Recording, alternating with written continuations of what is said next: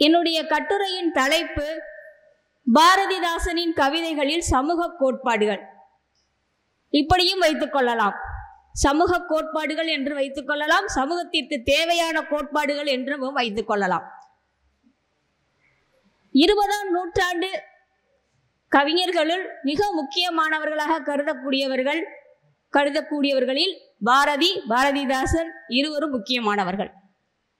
இந்த பாரதிதாசன் அப்படின்னு இருவரையும் எடுத்துக்கொண்டோமானால் பாரதியை விட பாரதிதாசன் ஒருபடி மேலே செல்கிறான். அதற்கு காரணம், அவன் கவிதைகளில் ஊற்றாய் இருந்தவன். அவன் கவிதைகளுக்கு ஊற்றாக பாரதியை எடுத்துக்கொண்டான். ஆனால் தொடக்க நிலை மட்டும்தான் அங்கிருந்து ஆரம்பித்தது. பின்பு அவனுடைய ஆய்வு போக்கு என்பது, சிந்தனை போக்கு என்பது, செயல்பாடு என்பது வேறு மாறாக மாறி போனது. அதற்கு காரணம் இந்த 2 நாட்களில் கிட்டத்தட்ட இந்த 2 நாட்களில் பாரதிதாசனை உள்வாங்கி பேசக்கூடிய அத்தனை பேருமே பல கருத்துக்களை சொல்லியிருந்தார்கள். அந்த எல்லா கருத்துக்களுமே நான் சொல்லக்கூடிய இந்த 3 கோட்பாடுக்குள் பாரதிதாசனை உள்ளடக்கி விடலாம். அவனுடைய சிந்தனை போக்கு மாறுபடுகிறது எந்த சூழலில் அப்படி என்றால், அவனுக்கு தமிழ் இயக்கவாதிகளோடு அறிமுகம் ஏற்படுகிறது, சிநேகம் ஏற்படுகிறது, நட்பு ஏற்படுகிறது. சுயமரியாதை இயக்க தோழர்கள் நண்பர்களாக மாறி போகிறார்கள். அவர்களின் சிந்தனையின் சாரலை அவன் எடுத்துக்கொள்கிறான். இப்படியாக அவனுடைய கவிதைகளில் அந்த போக்கு என்பது மாறி போகிறது. அப்படி மாறி போனவனுக்கு மிகவும் கை கொடுப்பதாக இருப்பது என்றால்,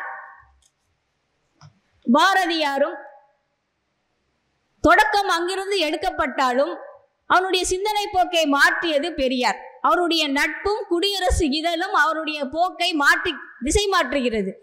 அவனுடைய சிந்தனையில், செயல்பாடுகளில் ஒரு மாற்றத்தை ஏற்படுத்துகிறது.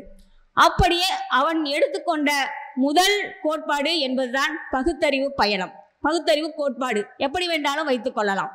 இந்த பகுத்தறிவு கோட்பாடு என்பது பெரியாரே சொல்லியிருக்கிறார். யார் எதை சொன்னாலும் ஏன், எதற்கு, எப்படி என்று கேள்வி, அதுதான் பகுத்தறிவு அப்படிங்கிறாங்க. நான் தமிழ் பொழில் அந்த கட்டுரைகளை நாங்கள் செம்மைப்படுத்தி கொண்டிருக்கிறோம். மீண்டும் எழுதி இருக்கிறவர்களை வரிசைப்படுத்தி கொண்டிருக்கிறோம். அந்த பணியில் சேர்ந்திருக்கும் பொழுது ஒரு கட்டுரை வாசிக்க நேர்ந்தது. அதில் அறிவு ஒளி என்பவர் ஒரு கட்டுரை எழுதியிருக்கிறார், பகுத்தறிவு தொடர்பான ஒரு கட்டுரை. அதில் முதல் வரிகளை மட்டும் இன்று உங்களுக்கு ஞாபகப்படுத்தி செல்கிறேன். பகுத்தறிவு என்பது, அதாவது ஒரு சமுதாயத்தையோ, ஒரு இனத்தையோ, ஒரு நாட்டையோ அழிக்க வேண்டும் என்றால் ஆயுதங்களோ பிற போர்க்கருவிகளோ தேவையில்லை.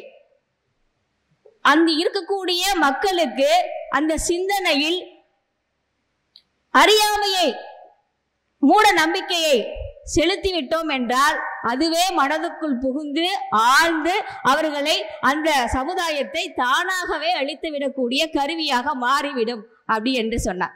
அந்த பகுத்தறிவைத்தான் பாரதிதாசன் கையில் எடுக்கிறான். பகுத்தறிவின் மூலமாக ஜாதி மத வேறுபாடற்ற கோடீஸ்வரி அம்மாள் முன்னால் சென்று சொல்லியிருக்கக்கூடிய அந்த கருத்தையும், அந்த கருத்து அந்த ஜாதி மத வேறுபாடுகளுக்கு களைய வேண்டும் என்றால் ஒரு மனிதனுக்கு சுயமரியாதை தேவை. அந்த சுயமரியாதை என்பது பகுத்தறிவின் வழியாகத்தான் வரும் என்று அவன் நினைக்கின்றான். அதனால தான் அவன் பகுத்தறிவு கோட்பாட்டை முதலில் கையில் எடுக்கின்றான். அது தொடர்பான கவிதைகளை அவன் வடிக்கின்றான். அந்த ஜாதி மத வேறுபாடுகள் அற்ற ஒரு சமுதாயத்தை உருவாக்குவதற்கு அவன் அப்படி உருவாக்கி விட்டோம் என்றால் உயர்வு தாழ்வு என்ற வர்க்க பேதம் ஏற்படாது என்று அவன் நினைக்கின்றான். அதன் அடிப்படையிலேயே அவனுடைய சிந்தனையின் செயல்களிலும் பகுத்தறிவு பெரியாரின் வழி வந்து பல கவிதைகளை, அவனுடைய என்ன கவிதைகள் என்பதை எல்லாருமே சொல்லிவிட்டு சென்றார்கள். மீண்டும் நான் அதே கவிதைகளையே மீண்டும் மீண்டும் உங்களுக்கு சொல்வதில் நியாயமில்லை. அதனால அந்த கவிதைகளுடைய சாராம்சம் அதிகமாக பகுத்தறிவு சிந்தனைவாத கருத்துக்களாக அங்கே பரவி கிடக்கின்றன என்பதை மட்டும் சொல்லி செல்கிறேன். அந்த பகுத்தறிவு சிந்தனையில் ஊறிய திளைத்த ஒருவனால் மட்டும்தான் தன்னை நாடி வந்த ஒரு இளைஞனுக்கு இப்படி வாழ்த்துப்பா சொல்ல முடியும். எப்படி சொல்கிறான் என்று கேளுங்கள். ஜாதிகள் இல்லை, மதம் மக்களுக்கு அபின், கடவுள் நம்பிக்கை தன்னம்பிக்கைக்கு எதிர்ப்பு, ஜாதி பற்று சமய நம்பிக்கை கடவுள் நம்பிக்கை இவை ஒழிதல் வேண்டும். ஒழியாத வரை மக்கள் முன்னேற்றம் என்பது இல்லை. நீ புரட்சியை தூண்டு. தூண்டு என்று சொல்லக்கூடிய வார்த்தை என்பதெல்லாம் மிக கடினமானது. அந்த சொல்லாடலை அவன் பயன்படுத்துகின்றான். புரட்சி செய்வதோடு மட்டுமல்ல, தூண்டு என்று சொல்கிறான். அந்த சிந்தனையில் ஊறிய ஒருவனால் மட்டும்தான் தன்னை நாடி வந்த ஒரு இளைஞனுக்கு இப்படி ஒரு வாழ்த்துப்பா அவனால் எழுத முடியும். அப்படி அந்த சிந்தனையை அவன் பகுத்தறிவை கையில் எடுத்து கொண்டதோடு மட்டுமல்லாமல், அதற்கடுத்து அந்த பெரியாரின் மீது அளவு கடந்த நம்பிக்கையும் அளவு கடந்த அன்பும் அவன் மீதான கோட்பாடுகளில் அவனுடைய சிந்தனைகளில் ஊற்றெடுக்கக்கூடிய அளவுக்கு இருப்பதனால் இப்பொழுது எப்படி பெரியாருக்கு சில எதிர்ப்புகள் ஏற்பட்டு கொண்டிருக்கிறதோ, சிந்தனைவாதிகளுக்கு எப்பவுமே எங்கேயுமே எதிர்ப்புகள் ஏற்பட்டு கொண்டேதான் இருக்கும். அதே போலதான் அன்றும் சில எதிர்ப்புகள் ஏற்பட்டிருக்கிறது.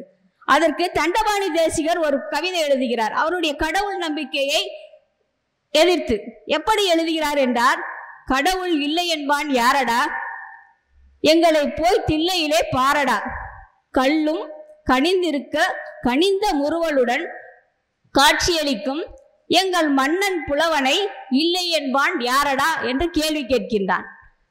அதை கண்டு வெகுண்டெழுந்து நெருப்பு பிளம்பாய் அவன் கவிதைகளில் பதில் கவிதை விடுகிறான். யாரு?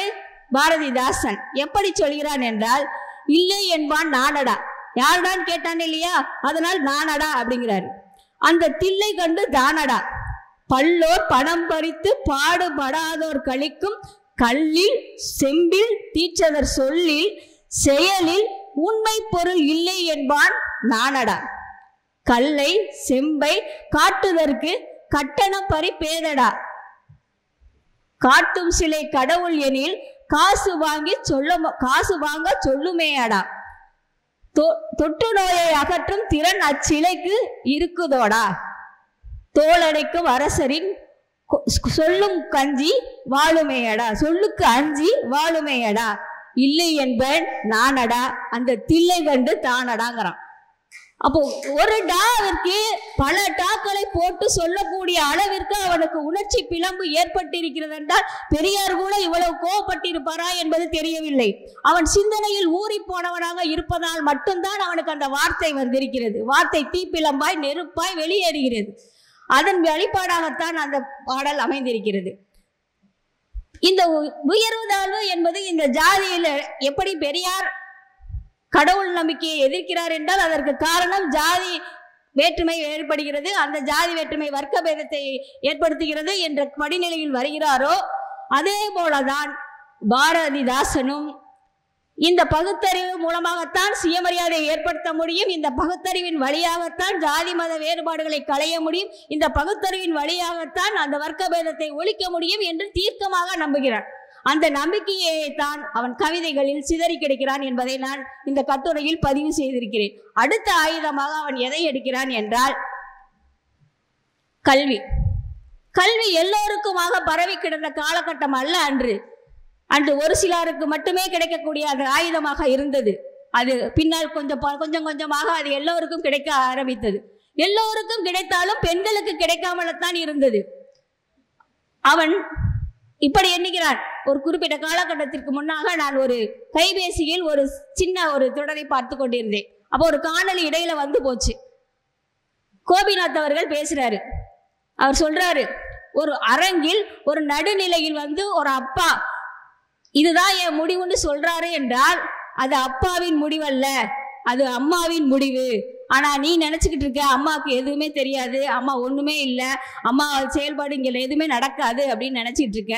ஆனா அம்மாவின் செயல்பாடு தான் வீட்டில் நடக்கிறது என்ற உண்மையை போட்டுடைத்தார். இது எனக்கு என்ன விதமான சிந்தனையை ஏற்படுத்தியது என்றால், பாரதிதாசனும் அப்படித்தான் பெண்ணுக்கு கல்வி ரொம்ப முக்கியம் என்று நினைத்தான்.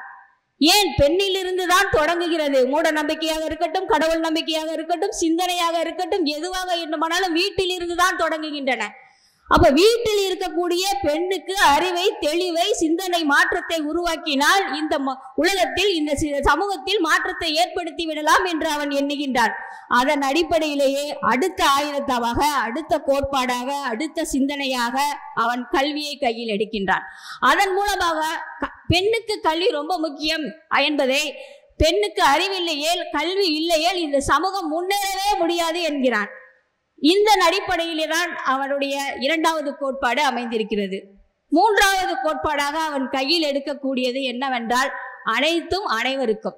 அனைத்தும் அனைவருக்கும் என்றால் சமத்துவம், பொது உடைமையை எடுத்துக்கொள்ளலாம். தொழிலாளர்களை பார்க்கிறான். இப்ப கூட கேள்வி கேட்க முடிகிறது, இது யார் கட்டினா? ராஜராஜ சோழன் கட்டினாரு. இது யார் கட்டினா? எங்க அப்பா கட்டினாரு இந்த வீடை, நான் கட்டின இந்த வீடை என்றுதான் சொல்லுவோம். ஆனால் அந்த கட்டுவதற்கு எத்தனை தொழிலாளர்கள், எத்தனை பேர் பாடுபட்டார்கள் என்பது நமக்கு தெரியாது.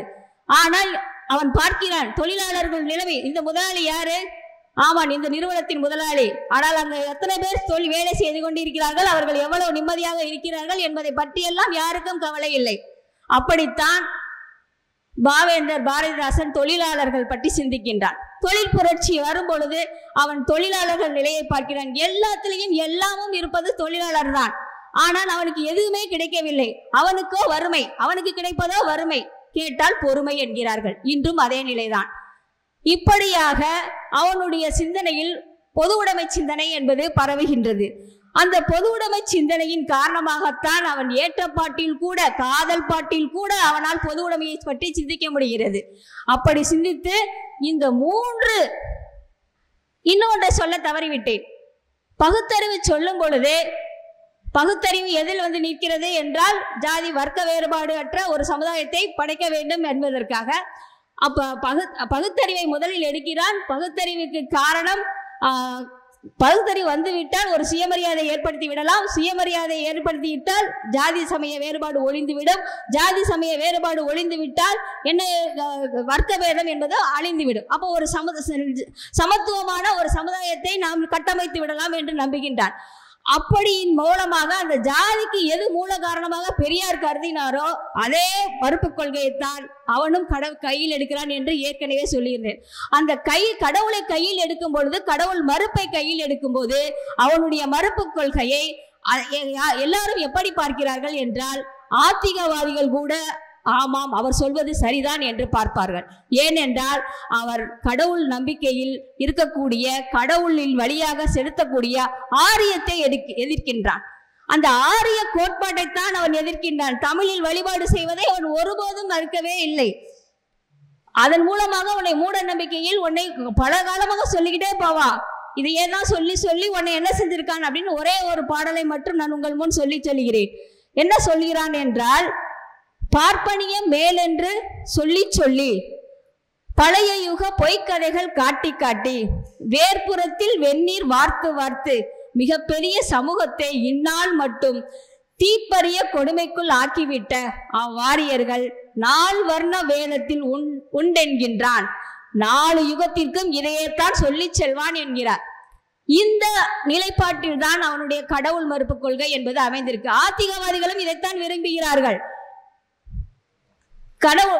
கடவுளுக்கு முன்னால் அனைவரும் சமம், அந்த கடவுளை என்னுடைய மொழியில் நான் வழிபடுகிறேன், நீ என்ன சொல்வது அப்படிங்கிற அந்த நிலைப்பாட்டில் அவன் நாத்திகர்களை விட ஆத்திகர்களுடைய கோட்பாடுகளை அவன் கவர்வதாக அவனுடைய பாடல்கள் அமைந்திருக்கின்றன. பெரியாரை கூட கடவுள் நம்பிக்கையில் எதிர்ப்பார்கள், ஆனால் பாவேந்தரை கடவுள் நம்பிக்கையில் எதிர்க்க முடியாது. அந்த நிலைக்குத்தான் அவன் அவனுடைய கவிதைகளில் பரப்பி இருக்கின்றான். இந்த 3 நிலைப்பாடும் வேறு வேறு அல்ல, எல்லாம் ஒன்றோடு ஒன்று பிணைந்தது, இணைந்தது. அதை எதையுமே பிரிக்கும். இந்த 3 கோட்பாட்டு சிந்தனைக்குள்ளதான் அவருடைய எல்லா கவிதைகளையும் அடக்கிவிடலாம் என்பது என்னுடைய கருத்தாக, முடிவாக இந்த அரங்கில் நான் பதிவு செய்கிறேன். இறுதியாக அவன் பொது உடைமை சிந்தனையை அவன் கையில் எடுத்தாலும் அவர் பொதுவுடைமை மாதிகளே அவர்களை கைவிட்டார்கள் என்பதுதான் நிதர்சனமான உண்மை என்பதை வருத்தத்துடன் தெரிவித்துக் கொண்டு விடைபெறுகிறேன். நன்றி, வணக்கம்.